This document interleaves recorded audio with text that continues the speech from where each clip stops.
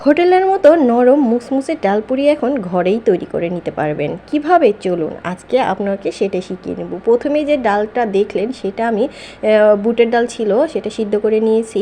সেখানে হচ্ছে রসুন ছিল আর হচ্ছে জিরা আর মরিচ, শুকনো মরিচ গুঁড়ো করে এগুলো হচ্ছে ওটার সাথে মিক্স করা হয়েছে। সামান্য পেঁয়াজ কুচি দিয়ে তেলে ভেজে ওই মিশ্রণটি তৈরি করা হয়েছে।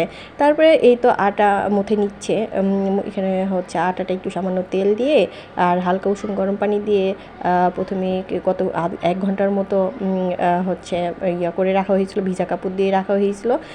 তো এটা এখন তৈরি করা হচ্ছে। এই দেখুন একেবারে হোটেলের মতোই হবে যদি আপনি এরকমভাবে তৈরি করেন। তো চলুন দেখা যাক কিভাবে তৈরি করছে।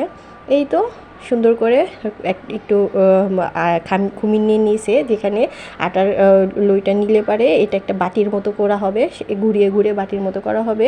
এবার এখানে ডালের পুরটা দিয়ে দিলাম, সেখানে দিয়ে আমি এটাকে সুন্দর করে মুড়িয়ে নিব। দেখুন কিভাবে মুড়িয়ে নেওয়া হচ্ছে, এভাবে আপনিও করবেন, না হয় ডালটা পরে ভাজার সময় বের হয়ে যেতে পারে। এভাবে সুন্দর করে ঘুরিয়ে ঘুরিয়ে এটা হচ্ছে লক করে দিবেন। লক করে দেওয়ার পরে এই তো এটাই একটু সামান্য তেল নিয়ে তারপরে বেলুন পিঁড়ার সাহায্যে বেলে নেবেন। হালকা হালকা করে আস্তে আস্তে করে বেলে বেলে নেবেন। এই তো দেখুন বেলে নিয়েছি আমি এইভাবে। আর এভাবে বেলে নিয়ে আমি প্রায় সবগুলো আমার এইভাবে বেলে নেওয়া হয়ে গেছে। আমি তারপরে এগুলো তেলে ভেজে নিচ্ছি। হালকা আঁচ থাকবে, চুলার আঁচে করা হচ্ছে। কি সুন্দর করে ভাজা হচ্ছে দেখুন।